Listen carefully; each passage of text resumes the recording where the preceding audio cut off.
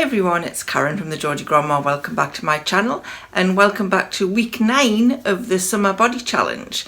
Now if you don't know what that is, it is a challenge between myself and 3 other YouTube ladies, at Busy Bee Marie, at Maria Crocker and at Tina's Talk Time, and we got together and decided to do a 10-week Summer Body Challenge to try and motivate each other to lose weight, get fit and healthy for summer, but it's not just for summer really, it's to try and get fit and healthy for the rest of our lives.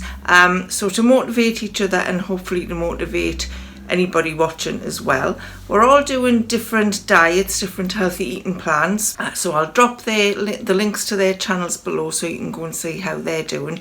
And every week we talk about a different kind of healthy eating topic. We share what we've been eating that week, we share if we've lost weight or put weight on, and things like that. So I hope you've been enjoying the series, and I can't believe this is week 9 already. It's gone so fast. The healthy eating plan that I'm doing is a low carb diet, a low carb way of eating, and that was mainly because, not just because I wanted to lose some weight, but mainly it was because I needed to get my diabetes under control. Type 2 diabetic, and it is my last HbA1c blood test, which was on the 30th of March, was way out of control, highest it's ever been, so I wanted to get that under control. So I had my last HbA1c blood test done on the 16th of June, so roughly about 8-9 weeks after the 30th of March, I think that is. So I'll share the results with you at the end of this video and you can see how that's gone. But this week it's been a different kind of week. It's been a funny kind of week because I've been away this week. We went to stay in a tree house near Penrith in the Lake District, and there will be a vlog coming of that, so watch out for that soon. But it was also my birthday this week, so I knew I was going to go off track. I knew I wasn't going to stick to low carb all week, but you know, I've planned for that. As long as I can get back on track, then that's fine if I go off track for a few days, as long as I don't, go mad. So that's what I've done this week. So I did have a few things that have been not low carb. I've had a couple of cream teas, so tea with the scone and cream and jam and all that. I've had some cake, I've had some chocolates, I've had some prosecco, I had fish and chips one day. So I definitely went off track, but like I say, I knew I was going to, so it is what it is, and it will reflect in my weighing later on in this video. But because we were in a tree house, because it was self-catering, it did make it a little bit easier. And I did have some things that were low carb. We did take some things with us and bought some things that were low carb. So breakfasts, I stuck to the low carb things. We had some berries with yogurt. We had eggs and some low carb sausages, that kind of thing. So I stuck to it for breakfasts. We did have a barbecue one night where we had vegetables, vegetable kebab. So we put some onions, some peppers, some mushrooms on skewers and barbecued those. And I also had some barbecued salmon, which was the low carb, and I didn't have any bread or anything like that with it. So that was good, but I did have chocolates that day, so that was the bad bit. So self-catering does make it easier to stick to low carb when you're away. But I think, as long as it's only once every so often, it's not that bad to go off track, as long as you then get back on it when you come back and don't continue the slippery slope back to the way you did eat, which I'm hoping I can do that. It is Friday today when I'm recording this, just an hour before I'm about to upload it, which is very last minute, but I've only just come back this morning, so I didn't have a lot of time. So I'm hoping I'll ease myself back out of eating the rubbishy foods over the weekend, and hopefully on Monday I can get straight back into it. Now this week the focus was on meat-free and dairy-free, which is a little bit different for me than it is for Marie, Maria and Tina, because I don't eat meat. I've been pescatarian for about 8 years now. When I first stopped eating meat, I stopped eating fish as well, and I did that for about 2 years. But it did get really difficult, which is why I started to reintroduce the fish and the seafood. But I still don't eat meat, haven't eaten meat for 8 years. And it is a struggle. I do think it is a struggle. I know a lot of people these days go for meat-free days, you know, for health reasons, for ethical reasons, for, you know, helping save the planet reasons. Apparently cows produce a bigger carbon footprint than travel does. So, you know, if you can help to eat less meat, hopefully that'll help reduce that. I don't know. I'm not an expert. I'm not a medical professional. I'm not a science expert. I'm just me doing my own thing. So I haven't eaten meat for my own reasons, which I'm not going to go into because I don't think this is the place to do that.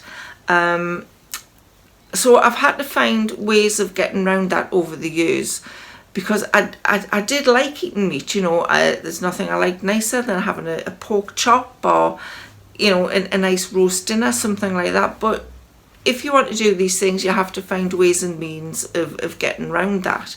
And one of my favourite meals was always like a chili con carne or a spaghetti bolognese.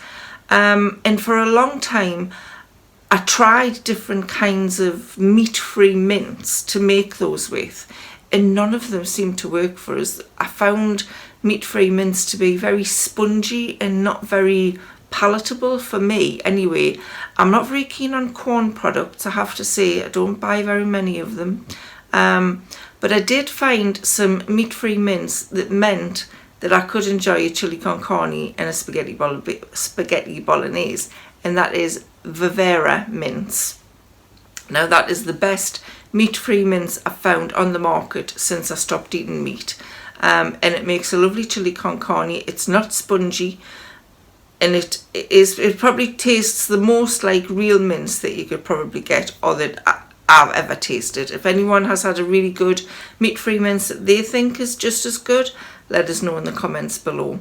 So I do buy the meat-free Vivera mince quite often, and we make chilies and bologneses. You could make like a low-carb shepherd's pie and things like that with it. So that is really good. I also like the Vivera shawarma kebab meat as well. Nothing like kebab meat really, but it does taste quite nice. And I think I've showed a Vivera kebab meat meal on one of these videos, so that's nice. I also eat the Richmond meat-free sausages. You know, sausages make a nice quick easy meal. You can have it with salads, you can have it with eggs, you can have it with a tomato sauce and vegetables. So again, I found it difficult to find a meat-free sausage that I really liked. In the Richmond ones, when I came across those, I was like, are they really meat-free? And yes, they are, and they are really tasty. Yes, these things, the Vivera mince and the meat-free sausages, they are processed. But you've got to pick and choose your battles, I think, you know, especially when you're trying to lose weight and you're trying to stick to no meat, and you can't do everything. So, you know, I do have some processed foods. They're not terribly, you know, processed. There's not hundreds of E's and, you know, terrible things in them. But yeah, I think you've got to pick your battles. So I do have some of those as well with the food I eat. I also eat a lot of salmon, smoked cod. Some people would argue that that is still meat, but I think, again, when you're not eating meat, if you're just having meat-free days, you know, and you don't eat meat every now and again, then it's probably not quite as bad. But if you're not eating meat at all, I think, especially when you're doing low carb, you've got to introduce some good fats and things in, and some healthier things into it, and fish is the easiest way for me to do that. So I did reintroduce fish and seafood into my my way of eating. And I do love salmon, I have to say. It's nice. Put in the oven. I put it in, you know, some foil and put it in the oven with some spices or herbs on, and it just makes a nice quick and easy meal. So yeah, meat-free meals consist of the plant-based products that I just talked about and usually fish. We also wanted to talk about dairy-free this week. I never really drank milk, cow's milk, before anyway, but now that I'm low carb I don't drink cow's milk at all. I drink almond milk, and I never actually drank a glass of milk. I don't like the taste of it, so I still don't drink a glass of almond milk either, but I use it for protein shakes. If I do have a low carb cereal, I'll use almond milk on it. I never have dairy-free cheese or yogurt or cream or anything like that, purely because when you're doing low carb, you do need the good fats, and those kind of foods do include the good fats. Maybe, vegan cheeses and cream that are dairy-free do still have the same kind of vitamins, but I haven't looked into it. If anybody knows that, they are as good of a protein source or a vitamin source than the dairy ones, let us know in the comments below. So because I've been away this week, I haven't got a lot of pictures of meals to show you or anything like that. So I'm hoping this video is going to be okay and people find it interesting. So here is the weigh-in. I'll just put the picture up here. I didn't video it, it is just a picture. And I got weighed quickly when I came back this morning. And as you can see, I have put 3.5 pounds on. I had lost 7 pounds altogether, put 3.5 pounds on, so I'm back to losing 3.5 pounds, which is still fine over 9 weeks. It's still a loss. I haven't put weight on, and I did really expect to put weight on this week. So 3.5 pound, it is what it is. Hopefully I can try and get some of that off next week. So stay tuned to our last week to see how I did overall. But the one thing that I did want to share this week, and the one thing that was the most important thing for me, and that was to try and get my diabetes under control. So on the 30th of March, my HbA1c result, and this is the blood sugar levels in your blood over it takes an average over 8 weeks, and it's supposed to be a normal HbA1c is around 42, and on the 30th of March mine was 84, and that is the highest it's ever been ever since, it wasn't even that when I was diagnosed with diabetes, so it was really, really high. So I had it taken again on the 16th of June, and I think that works out at about 8 or 9 weeks after the 30th of March. And on the 16th of June, my HbA1c was 62. So I'm so happy with that. It has come down a lot. I'm halfway in between what I was and in between it being a normal level. So I feel like if I keep doing what I'm doing, if I keep doing the low carb, then I can really bring that down. Hopefully I can get that down into the 50s, maybe even into the 40s, I don't know. But I think if I keep doing what I'm doing, it's only going to go down. I am still on metformin, so that will have an effect. But you never know, maybe if I can get down lower, I can come off that medication altogether.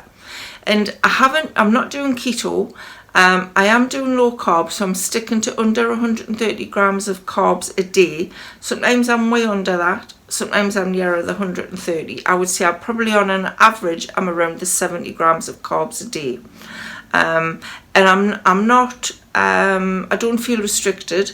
So you've seen the kind of things I've made, keto chocolate cheesecakes and things like that, mug cakes. I'm eating, healthy foods. If you want to go back over to the previous week's Summer Body Challenge videos, you can see I'm eating decent food. I'm not starving myself. Occasionally I will go off the healthy eating plan, and I will have something. I may have a takeaway, or I may have a bar of chocolate. What I do on a Friday is I have a hot chocolate from Costa. So I'm not sticking to it completely. I am, letting myself go off track a little bit, and it hasn't really affected what I've been doing. I have still brought that, my blood sugar levels down. So I'm really happy about that. So for me, that eclipses the fact that I put 3.5 pounds on this week, the fact that I did get that HbA1c down. So next week is our last week, and a focus is on outdoors. So I'll show you some photographs next week of my trip to the Lake District this week, because it was nearly all outdoors. But I will talk about some other things, exercising outdoors and things like that next week. And it will be the last week, like I said, next week. So we'll get an overall view of what weight I lost, and also if the others lost weight overall as well. So that has been a little bit jumbled today. I feel like I hadn't prepared for this at all, because I had been away and I knew it was going to be a rush. So I hope you found it interesting. I hope you picked some tips up from that, and I'll see you again next week with the 10th week of the Summer Body Challenge, but also look out for my vlog of the week in the treehouse. So thanks so much for watching. I hope you found it interesting. I'll see you again soon. So bye for now.